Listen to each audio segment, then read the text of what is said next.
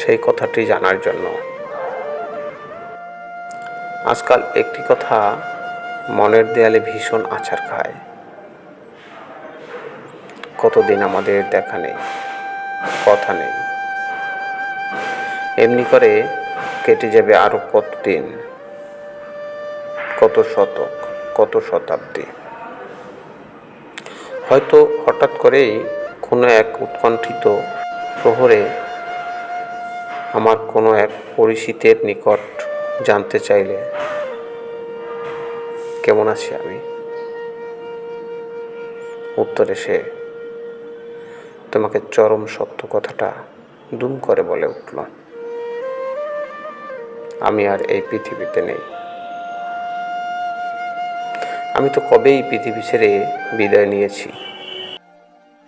কেমন লাগবে তোমার? তোমার কি সত্যি মন খারাপ করবে?